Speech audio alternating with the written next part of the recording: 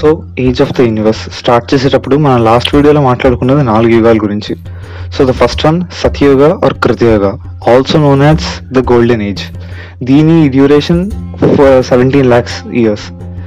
Second one Treta Yuga.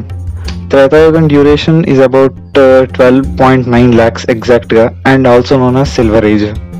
Third one ద్వాపరయుగం.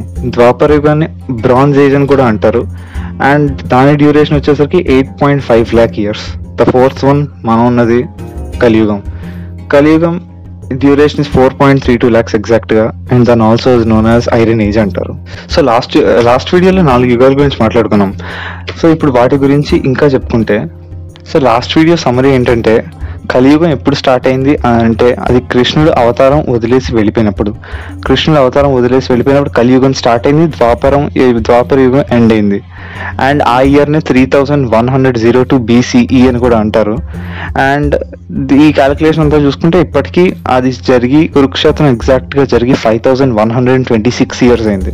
ఈ calculation last వీడియోలో కూడా చేసి. సో ఇప్పుడు మాట్లాడుకోబోయే టాపిక్ 1 day ఆఫ్ లార్డ్ బ్రహ్మ.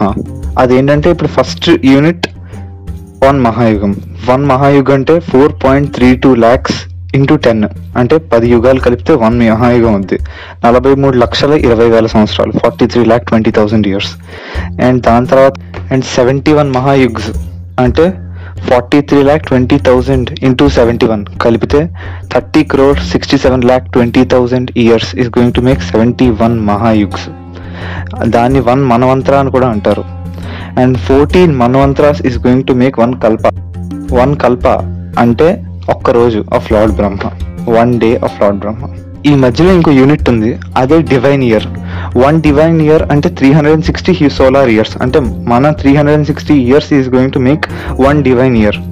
అలాంటిది 12,000 divine years is going to make 1 మహాయుగ్. 12,000 divine years ని ఆల్సో ఇస్ నోన్ యాజ్ ఒక దేవ్యుగ్ అంటారు. ఇక్కడ గుర్తుపెట్టుకోవాల్సిన విషయం ఏంటంటే 1 దేవ్యుగ్ అన్నా 1 మహాయుగ్ అన్నా రెండు ఒకటే.